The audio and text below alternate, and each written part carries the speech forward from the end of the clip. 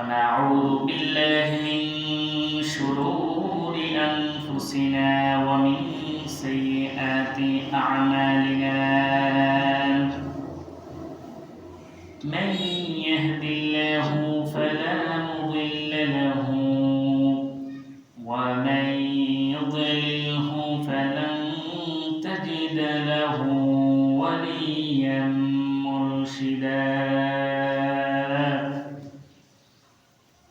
فسبحان الذي لا يحصى كل شيء امتنانه باللسان ولا بالقلم. نشهد أن لا إله إلا الله ونشهد أن سيدنا وحبيبنا ومولانا محمد الذي أكمل الله به قصر النبوة وحكم أن لا نبي بعده أن محمدا عبد الله ورسوله أرسله بالحق بشيرا ونذيرا وداعيا إلى الله بإذنه وسراجا منيرا. فقد قال الله تعالى في كلامه المجيد وفرقانه الحميد: أعوذ بالله من الشيطان الرجيم. بسم الله الرحمن الرحيم.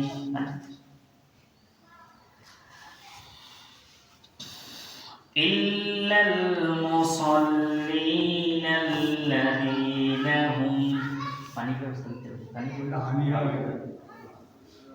الذين هم على صلاتهم دائمون.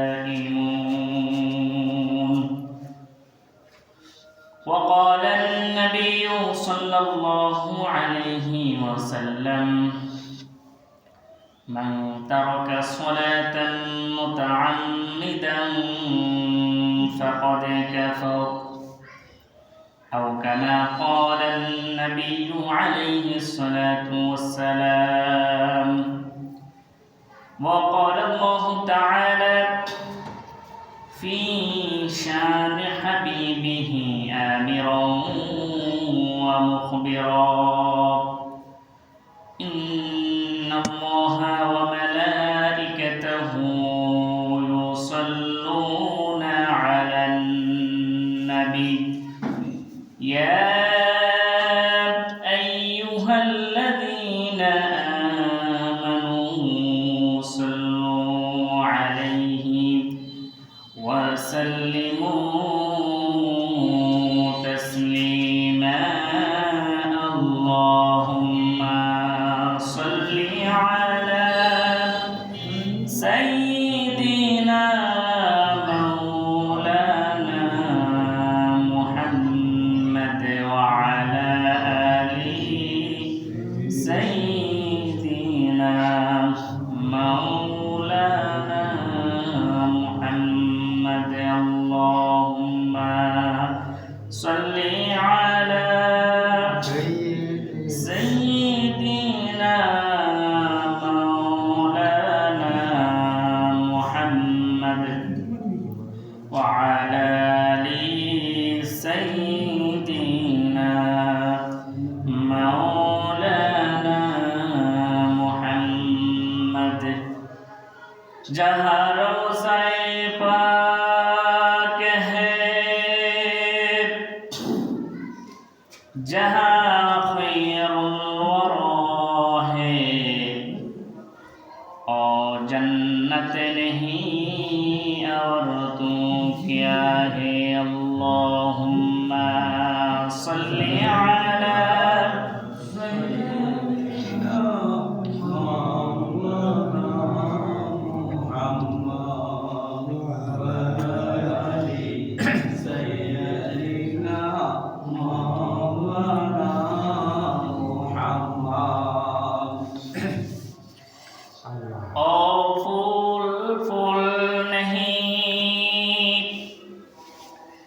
जिसमें भूल नहीं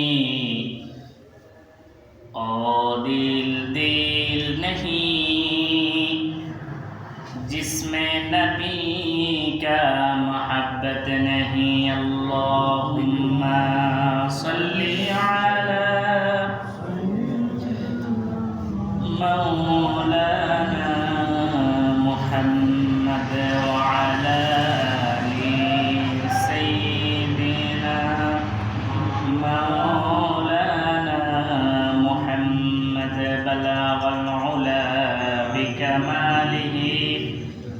كشاف الدجى بجماله وحسنة جميع خصاله صلوا عليه وآله।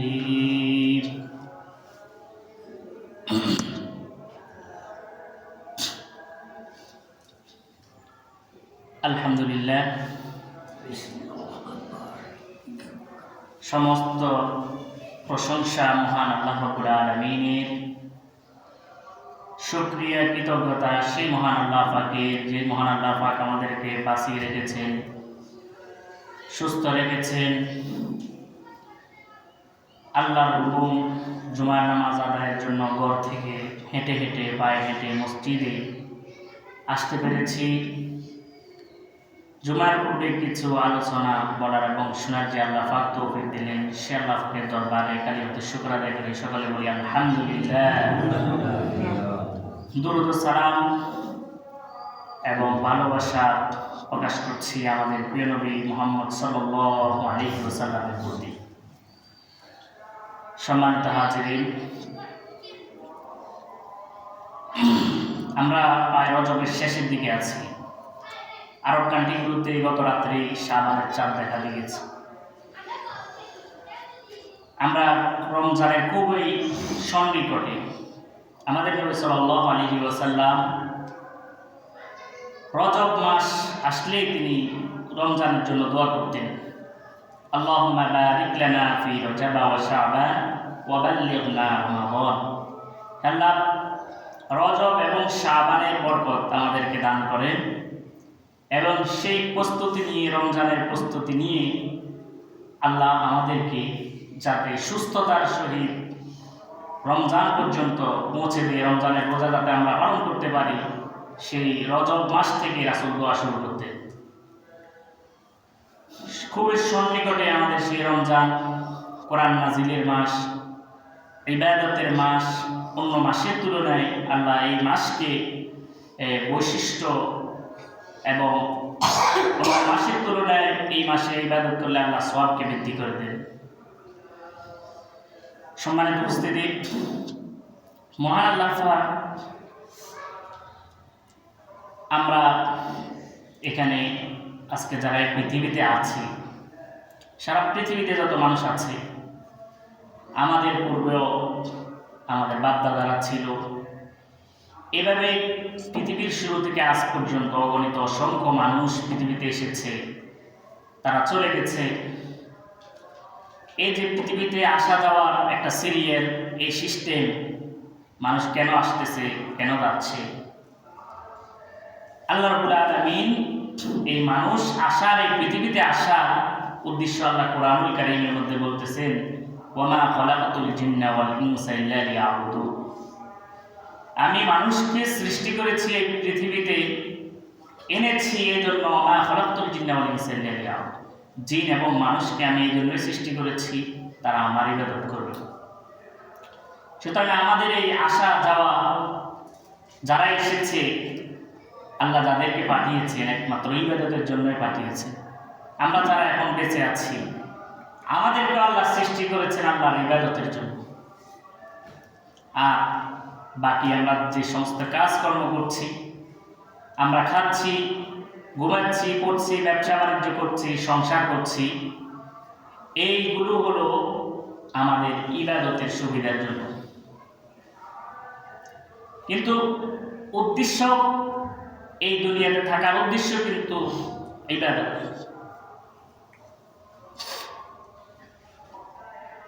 আল্লাহ উম্মতে মুহাম্মদের জন্য সমগ্র পৃথিবীটাকে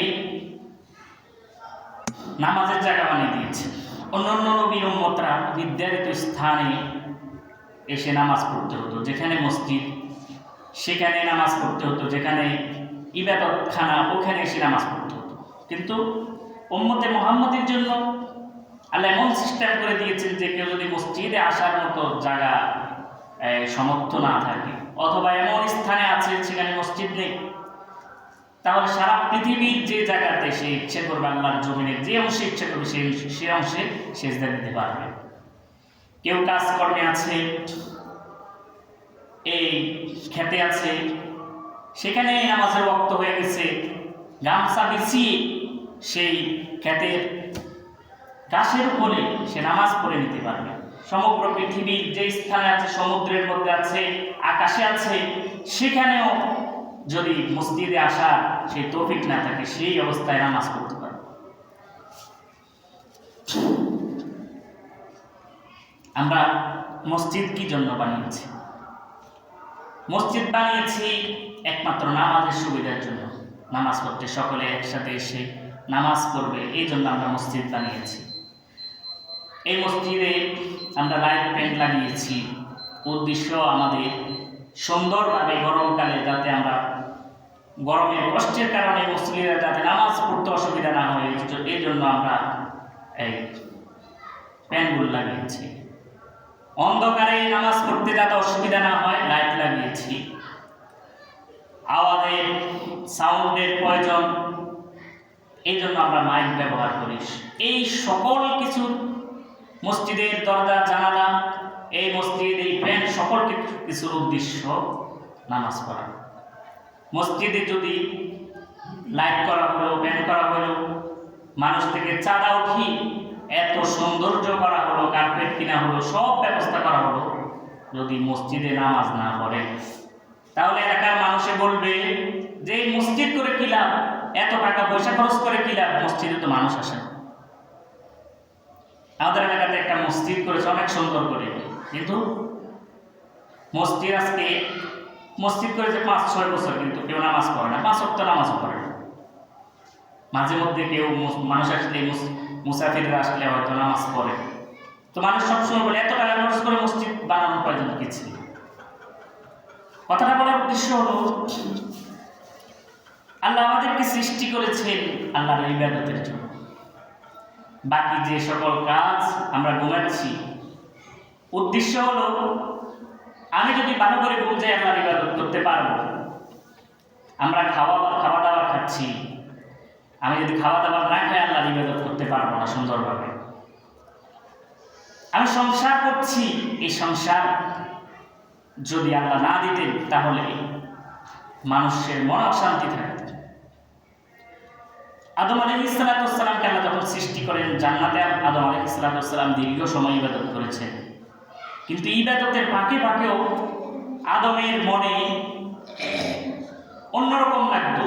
এত কিছু থাকার পরে, আসমানে ফেরেশতা আছে, সব কিছু আছে, এরপরেও আদম আলাইহিস সালামের মনে অস্থিরতা কাজ করত।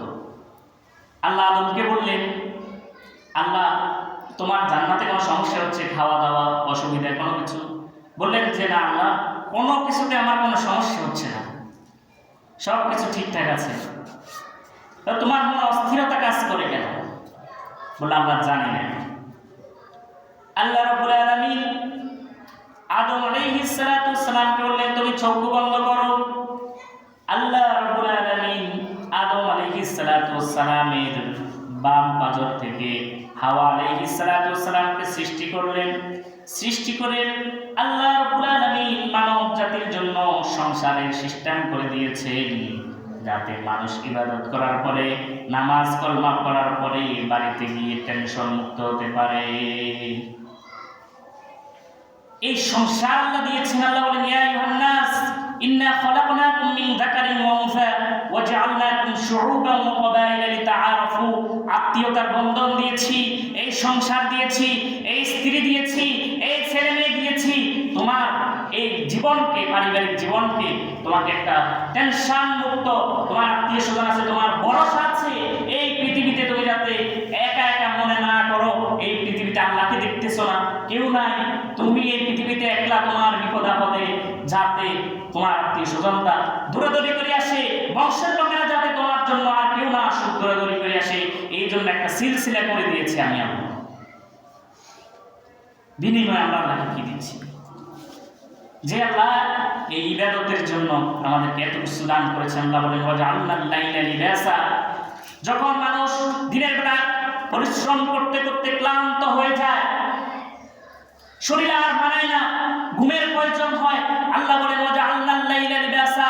তখন আমি আকাশের সূর্যকে নিয়ে যাই, রাত্র দিয়ে, অন্ধকার দিয়ে সমগ্র পৃথিবীকে আচ্ছন্ন করে ফেলি, যাতে করে মানুষ এই রাতের এই অন্ধকারকে উপভোগ করে মানুষ যাতে নীরবে, নিচ্ছিন্ন, কোনো শব্দ ছাড়া, আওয়াজ ছাড়া, কোনো ডিস্টার্ব ছাড়া নিরাপদে যাতে মানুষ ঘুমাতে পারে। ওয়াজআলনা নাওমাকুম সুবাতা। আমি আরামের জন্য আমি মানুষকে ঘুম দিয়েছি। এই ঘুম যদি আমরা না যাই, যদি কেউ 1-2 রাত ঘুম না পড়ে, নামাজে যদি দাঁড় করাই দেয়, ইবাদতে দাঁড় করাই দেয়, সে ইবাদত করতে পারবে না। খাবার দাবার না খেলে শরীর দুর্বল হয়ে যাবে, ইবাদত করতে পারবে না। এভাবে এই সমস্ত যাবতীয় কাজ আমরা যা করছি ইবাদতের বাইরে, সেগুলো ইবাদতের সুবিধার্থে আল্লাহ দিয়েছেন। এমনকি আল্লাহ বলেছেন, সেই ইবাদতের বাইরে যে সংসারের নিজস্ব কাজগুলো আছে, এই কাজগুলো যদি আমি রাসূলুল্লাহ, আমার প্রিয় নবী রাসূলের তরিকা অনুযায়ী করে, আল্লাহ সেগুলোকে সওয়াবের অন্তর্ভুক্ত করে দিবেন, সেগুলোকে আল্লাহ ইবাদতের অন্তর্ভুক্ত করে দিবেন। নিয়ম আছে এই জন্য, রাত্র যাওয়া থেকে শুরু করে সংসারের কোন কাজ কিভাবে করবে, ব্যবসা বাণিজ্যের কোন কাজ কিভাবে করবে, সেগুলো কোরআন এবং সুন্নাহর নিয়ম বলে দিয়েছে। সে নিয়ম অনুযায়ী যদি কেউ যদি করে, সেই সংসারের কাজগুলোকে আল্লাহ তাআলা ইবাদতের অন্তর্ভুক্ত করে দিবেন, সেই সময়গুলোকে আল্লাহ তাআলা সওয়াবের অন্তর্ভুক্ত করে দিবেন, সেই সময়গুলোকে আল্লাহ রাব্বুল আলামিন মিজানের পাল্লাতে নেকি হিসেবে আল্লাহ সেদিন কাল কিয়ামতের ময়দানে ওজন দিবেন। সেই আল্লাহ আমাদেরকে সৃষ্টি করেছেন আল্লাহর ইবাদতের জন্য। আমরা আল্লাহর বান্দা। আমরা যদি আল্লাহর ইবাদত করি, এই দুনিয়াতে আল্লাহর হক আদায় করি, আল্লাহর হক হলো 2টি, আল্লাহর সাথে শরীক না করা, আল্লাহর ইবাদত করা। তাহলে আল্লাহ আমাদের সাথে ওয়াদা করেছেন, সেই ওয়াদাটা হলো জান্নাতের। আল্লাহ কাল কিয়ামতের ময়দানে জিজ্ঞেস করবেন, আলহামদুলিল্লাহিল্লাযী সাদাকানা ওয়াদা। হে মানুষ সকল, আমি দুনিয়াতে যে তোমরা ইবাদত করলে, আমি যে ওয়াদা করেছি তোমাদেরকে জান্নাত দিব, জাহান্নামে দিব না, তোমাদেরকে কি জান্নাতে দিয়েছি? মানুষ তখন বলবে, আলহামদুলিল্লাহিল্লাযী আওরাসানা সাদাকানা ওয়াদা ওয়া আওরাসানাল আরদা নাতাবাওয়াউ মিনাল জান্নাতি হাইথু নাশা। হ্যাঁ, ও প্রশংসা ওই আল্লাহ যিনি দুনিয়াতে থাকতে আমাদেরকে ওয়াদা দিয়েছিলেন যে ইবাদত করলে জান্নাতে দিবে, সেই জান্নাত আমরা পেয়েছি।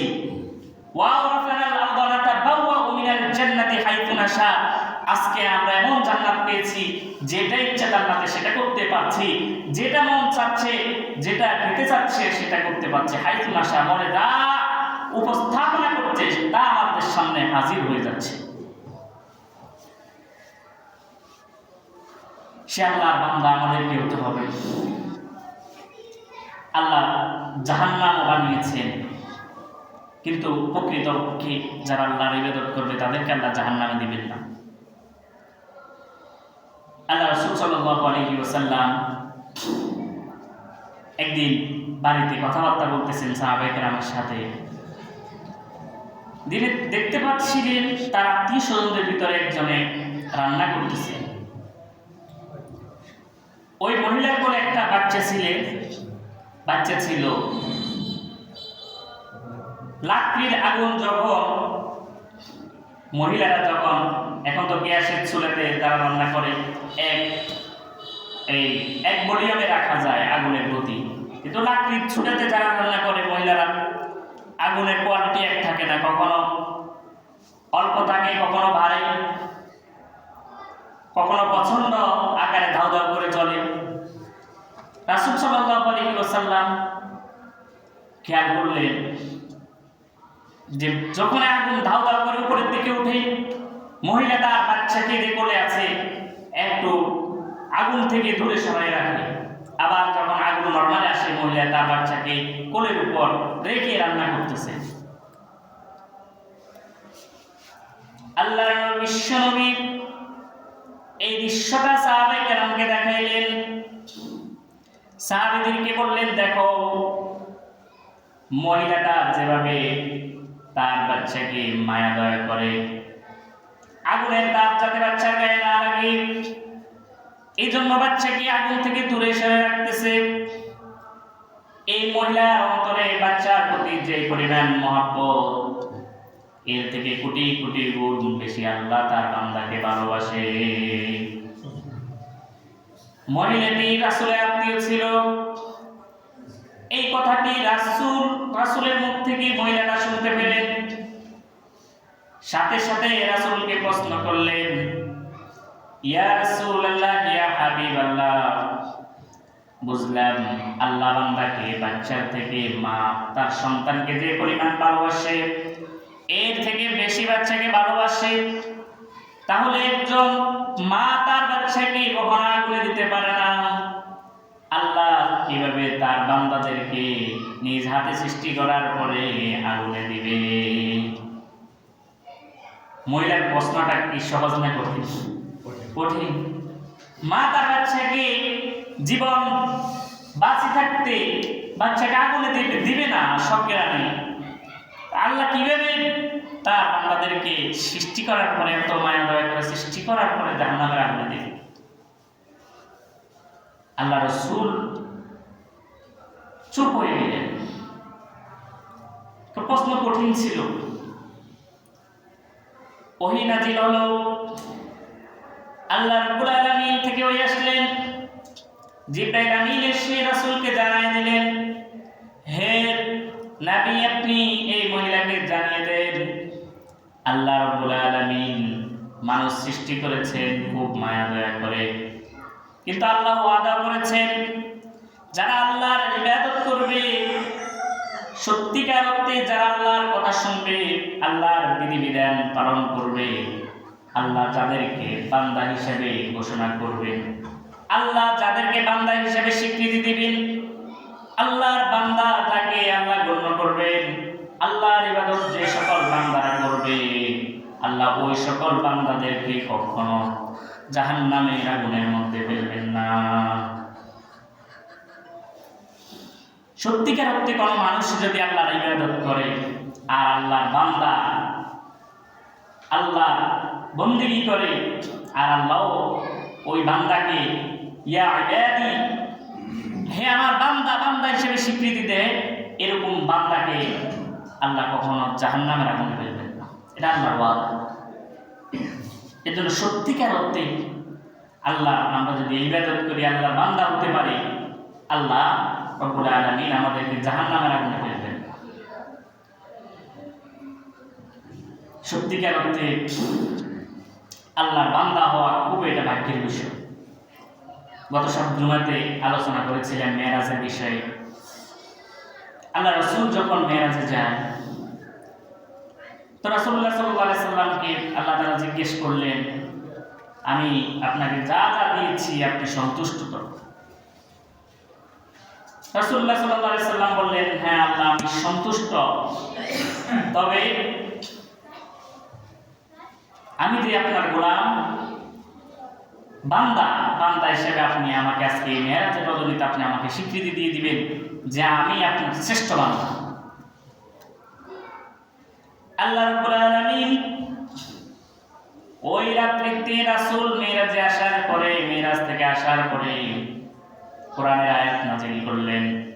সূরা বনী ইসরাঈলের প্রথম আয়াত, সুবহানাল্লাযী আসরা বিআবদিহি লাইলাম মিনাল মাসজিদিল হারামি ইলাল মাসজিদিল আকসা।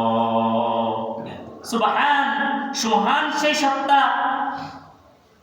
দুর্বলতা মুক্ত, অক্ষমতা মুক্ত, মহান শক্তিশালী মহান আল্লাহ তাআলা, যিনি তার বান্দাকে মসজিদে হারাম থেকে মসজিদে আকসা গমন করিয়েছেন। আমাদের নবীর নাম মুহাম্মদ সাল্লাল্লাহু আলাইহি সাল্লাম, মুহাম্মদ ইবনে আব্দুল্লাহ। আল্লাহ তো বলতে পারতেন সুবহানাল্লাযী আসরা বিমুহাম্মাদিন, আমি মুহাম্মদকে ভ্রমণ করিয়েছি। না, আল্লাহ স্বীকৃতি দিয়ে দিচ্ছেন যে আমি আমার বান্দা মুহাম্মদ সাল্লাল্লাহু আলাইহি সাল্লামকে, মুহাম্মদ দেখে নাম উচ্চারণ করেন বিআবদিহি, মুহাম্মদ আমার বান্দাকে, সর্বশ্রেষ্ঠ বান্দাকে আমি মেরাজে নিয়েছি। এভাবে আল্লাহ স্বীকৃতি দিয়ে দিলেন।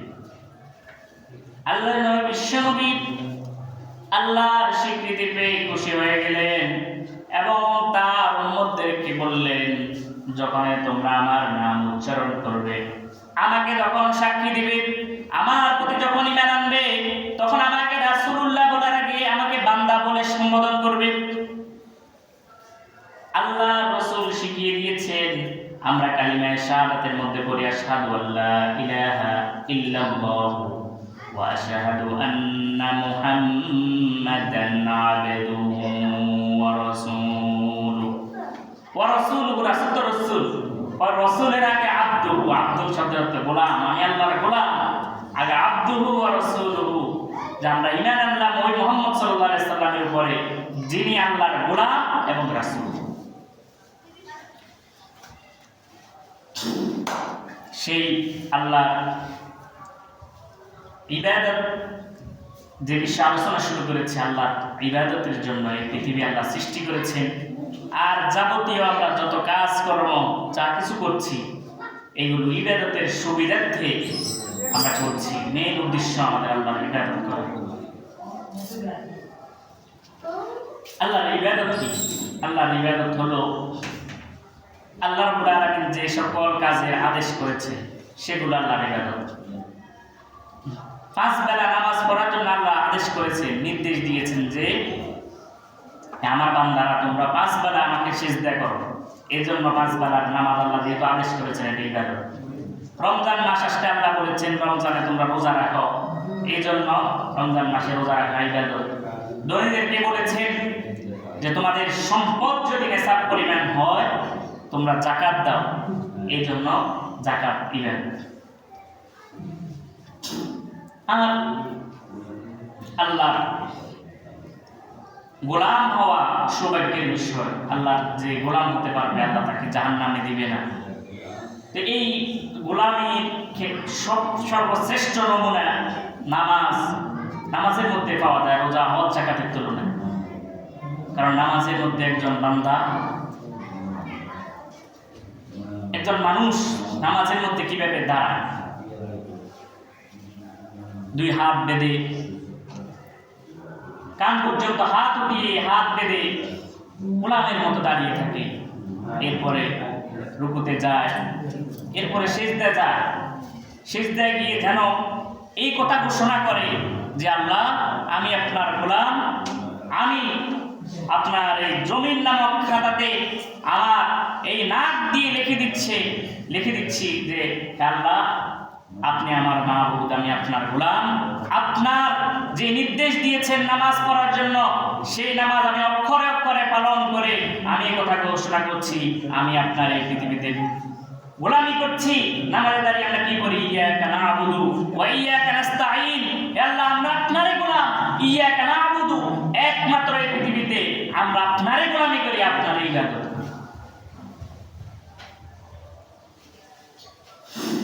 সে আল্লাহর নির্দেশ। রোজার ক্ষেত্রে আল্লাহর নির্দেশ, এই জন্য রোজা ইবাদত। যাকাতের ক্ষেত্রে আল্লাহর নির্দেশ, এই জন্য যাকাত ইবাদত। হজের ক্ষেত্রে আল্লাহর নির্দেশ, হজ ইবাদত। যে যে কাজ আল্লাহর নির্দেশ আছে ওইগুলোই আল্লাহর ইবাদত। ইবাদতের মধ্যে সর্বশ্রেষ্ঠ আহম্মিয়ত ইবাদত হলো নামাজ। কেউ যদি অসুস্থ থাকে, ফামান কানা মিনকুম মারিদান আও আলা সাফার ফাইদ্দাতুম মিন আইয়ামিন উখর, কোরআনের আয়াত, সূরা বাকারা। কেউ যদি ফামান কানা মিনকুম মারিদান, তোমাদের মধ্যে যদি কেউ অসুস্থ থাকে, আও আলা সাফারি, সফরে থাকে, তাহলে ফাইদ্দাতুম মিন আইয়ামিন উখর, তাহলে সে পরবর্তীতে রোজা আদায় করে নেবে। যাকাতের ক্ষেত্রেও কেউ যদি কারো সম্পদ পুরো বছরে এসেছে, জাকাত দেওয়ার একদিন আগে যদি সম্পদ নষ্ট হয়ে যায় অথবা ঋণগ্রস্ত হয়ে যায়, তাহলে তাকে জাকাত থেকে মুক্তি দিতে পারবে। হজের ক্ষেত্রেও কারো যদি একবার এমন মাঝ যে হজ করার ই নেই, এরপরেও একটু উজরত আছে ইসলাম, কিন্তু নামাজের ক্ষেত্রে নাই। কেউ যদি অসুস্থ হয়ে যায়, হাঁটতে পারে না, দাঁড়াইতে পারে না, তাহলে আল্লাহর নির্দেশ হলো বসে বসে নামাজ আদায় করবে। কারো যদি বসে বসে নামাজ পড়তেও পারে না, নামাজও পড়তে পারে না, তাহলে তাকে শুয়ে শুয়ে নামাজ আদায় করতে ইসলামে বলেছে। আর যদি শুয়ে শুয়ে নামাজ পড়তে না পারে, তাহলে আল্লাহর নির্দেশ হলো, ইশারা করে হলো নামাজ পড়তে হবে। নামাজের ব্যাপারে এমন ইবাদত যে জ্ঞান আছে, সে কোনদিকে লড়াচড়া করতে পারে না, এরপরে ইশারা করে হলে নামাজ পড়তে পারে। নামাজ এমন গুরুত্বপূর্ণ, এমন গুরুত্ব রাখে। আল্লাহ রাব্বুল আলামিন আমাদেরকে সেই নামাজ, পাঁচ ওয়াক্ত নামাজ জামাতের সহিত যাতে আমরা পড়তে পারি, সেই তৌফিক যাতে আল্লাহ আমাদেরকে দান করে। ওয়া আখিরু দাওয়ানা আলহামদুলিল্লাহি রাব্বিল আলামিন। আমাদের মাইকের বিষয়ে আলোচনা করবে। আমি এর আগে বলছি বুঝিয়ে যে আমাদের যে মাইকটা আছে, যে মেশিনটা আছে, এই মেশিনটা কয়েকদিন পর পরে নষ্ট হয়ে যায়। প্রতি এই পর্যন্ত কয়েকবারে নষ্ট হয়েছে। তো যে মেশিনটা আছে, এই মেশিনটাতে এই বড় বড় উপরে মাইকগুলো কাভার দেওয়া সম্ভব না। এটা আমাদের কথা না, মিস্ত্রিদের বা ওখানে যারা ঠিক করতে গেছে ওদেরই কথা। যে এই মেশিন দিয়ে যদি চালান তাহলে সব কিছু একবারে চলে যাবে। এর আগে আমরা এটা পাল্টেছি, ওটা পাল্টেছি, এগুলো বারবার সমস্যা দেখা দিচ্ছে। 18,000 টাকা লাগে, এর সাথে অ্যাডজাস্ট করে যদি আর পিসের সাথে মেশিন আনতে হয় তাহলে 18,000 টাকা লাগে। আমার বাড়ির পাশে মসজিদ, গত একদিন আগে দেখতেছি সবাই বলছে যে কি দরকার, কিন্তু দেখলাম মুসল্লিরা পরামর্শ করে সবাই এসি লাগিয়ে ফেলছে 4-5টা। তো এখন আমরা যদি উদ্যোগ নিই, আসলে এটা থামি থাকবে না। আমাদের আইপিএস চলে গেছে। আমরা সেই মানুষ, আমরা কয়টা ফ্যামিলি এখানে, অল্প কয়েকটা ফ্যামিলি, হাতে গোনা যাবে কয়টা বাড়ি আছে, কিন্তু আমরা 70-80 হাজার টাকা দিয়ে আইপিএস লাগাইছি। তো উদ্যোগ নিলে হয়ে যাবে। এখন কত সবাই পরামর্শ করি কীভাবে মাইকটা কিনা যায়, আর কি মেশিনটা কিনা যায়, আলোচনা করেন না একদম দাম। আমরা সবাই যদি করি, বিদেশে যারা সবার সাথে যোগাযোগ করি, আশা করি হয়ে যাবে। আমরা সবসময় সহযোগিতা করি। যারা আছেন তারা তো যোগাযোগ করবেন বিদেশে। আর এখানে আমাদের বর্তমানে যে মাইকটা আছে, এটা শুধু ভিতরেই